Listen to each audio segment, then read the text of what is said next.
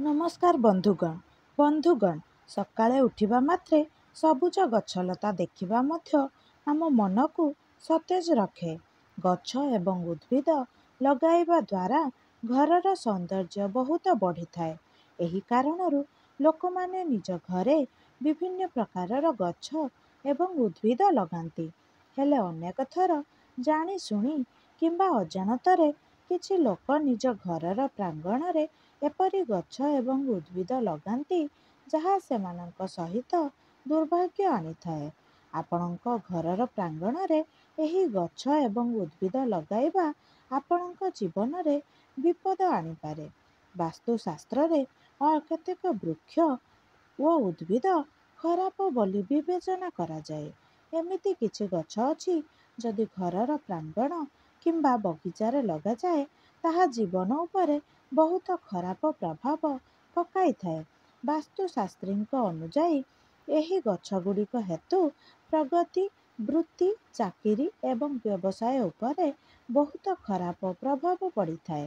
ଯଦି ଆପଣ ଘରେ ଏପରି ଗଛ ଲଗାଉଛନ୍ତି ତେବେ ଏହାକୁ ତୁରନ୍ତ ହଟାଇବା ଉଚିତ। ତେବେ ଆସନ୍ତୁ ଜାଣିବା ଏହି 3ଟି ଗଛ ବିଷୟରେ ଯାହାକୁ ଆଦୌ ଘର ବଗିଚାରେ ଲଗାଇବା ଉଚିତ ନୁହେଁ। ନମ୍ବର 1, ଅରଖ ଗଛ।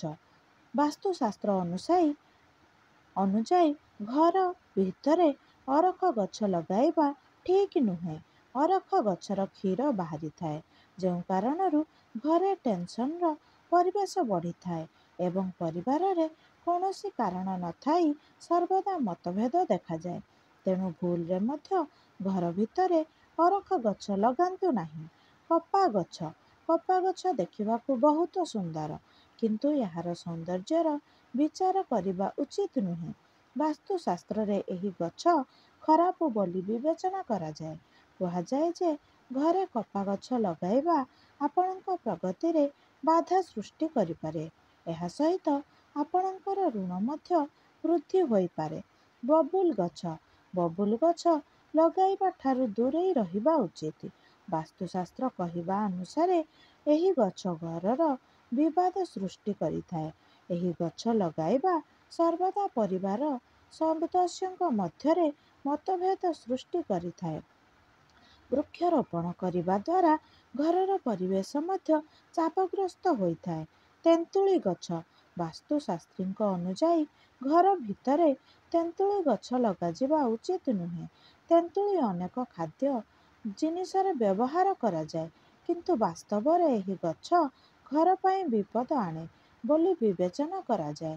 କୁହାଯାଏ ଯେ ତେନ୍ତୁଳି ଗଛ ଲଗାଇବା ଦ୍ୱାରା ଘର ଭିତରେ ନକାରାତ୍ମକତା ପ୍ରଭାବ ବ୍ୟାପିଥାଏ ଏବଂ ଲୋକଙ୍କୁ ଅନେକ ସମସ୍ୟାର ସମ୍ମୁଖୀନ ହେବାକୁ ପଡ଼େ।